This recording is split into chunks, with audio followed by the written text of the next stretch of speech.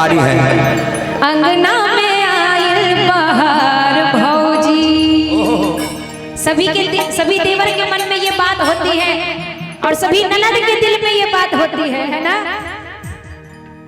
कि जहिया से घरवा में डेग तोहर पर गए, अरे लागे कि चांद हमारा आंगना उतार गए।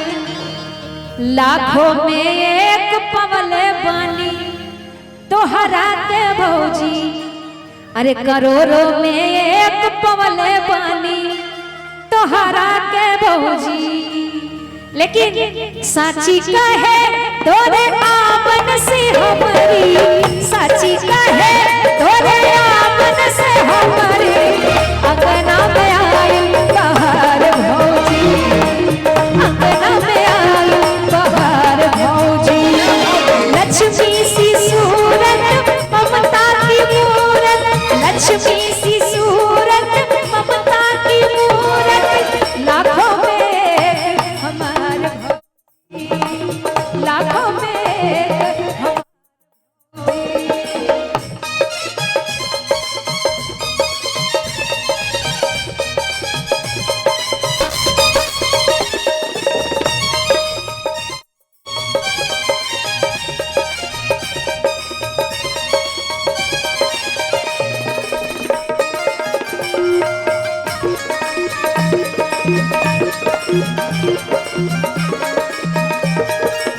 तुलसी की सेवा चंद्रमा की पूजा, कजरी चैता अंगनवा में गूंजा। लक्ष्मी की सेवा चंद्रमा की पूजा, कजरी चैता अंगनवा में गूंजा। अब हमने जाना फगुआ सिवा भी, अब हमने जाना फगुआ सिवा भी, होते हैं कितने त्योहार भौजी, अंगना में आया बहार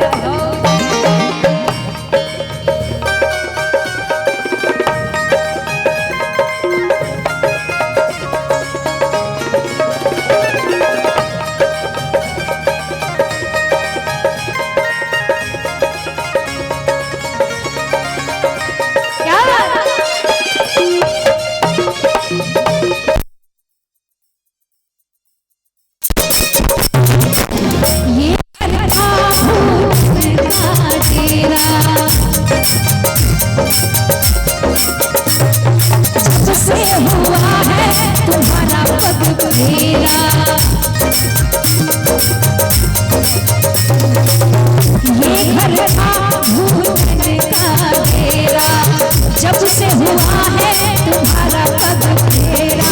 दुनिया बदल गई, हालत संभल गई, दुनिया बदल गई, हालत संभल गई।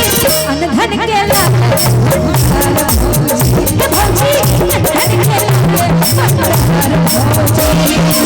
साची कहे तोरे आमन से हमारी, साची कहे तोरे आमन से हमारी, अंगना में आया भौजी, अंगना में आया बहार भौजी, अंगना में आया बहार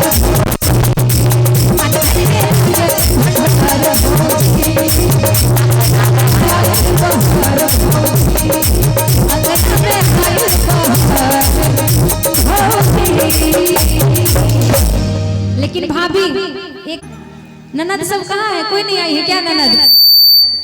सब ननदे हैं। भौजी से एक लाइन कहेंगे, देखिए हमारे दुल्हन साहिबा के ननद हैं, और भौजी से कहेंगे कि भौजी हमसे हंस बोले,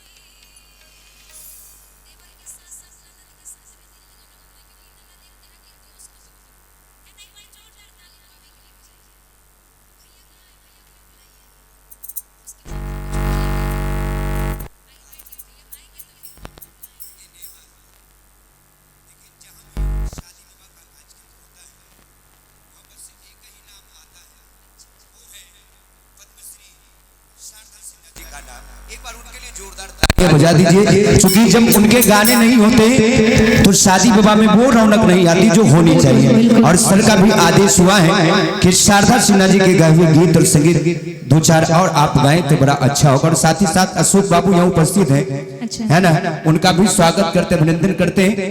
और हमारे बीच दरोगा बने हैं ना सर, लड़का के मामा है अशोक बाबू। अच्छा, उनका भी स्वागत है। और एक हमारे जय किशन जी हैं जो कि शिक्षा विभाग से हैं, उनके तरफ से भी 201 रुपए का आशीर्वाद आया है। और साथ ही साथ आप हमारे बादल राज परसा की तरफ से 101 रुपए का आशीर्वाद, और साथ ही साथ गजेंद्र यादव परसा जो कि लड़का के मामा जी हैं, उनके तरफ से भी 101 रुपए का आशीर्वाद है। बहुत बहुत स्वागत, बहुत बहुत अभिनंदन। आइए हम चाहेंगे कि शारदा सिन्हा जी के गीत आप जरूर गाएं। अच्छा, खाली मामू आए हैं, मामी नहीं आई हैं। अपना गुरु मानती हूँ शारदा माँ को, मेरी गुरु है वो, और माँ सम्मान है। भले आज वो दुनिया इस दुनिया में नहीं है, लेकिन जो उनकी पहचान है, जो उनका गाना है वो अमर है। जब तक ये धरती रहेगी तब तक हमारी शारदा माँ हम सभी के दिल में जिंदा रहेंगे, उनके गीत जिंदा रहेंगे, उनको जिंदा रखेंगे। आइए उनके द्वारा गाया हुआ प्यारा सा गीत।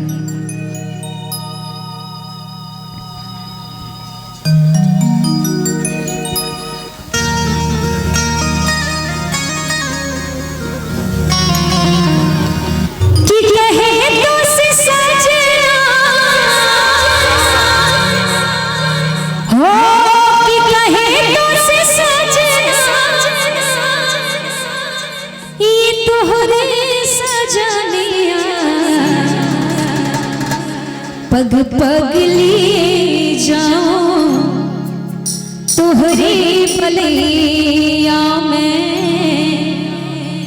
पग पग लिए जाओ तोहरे भलैया।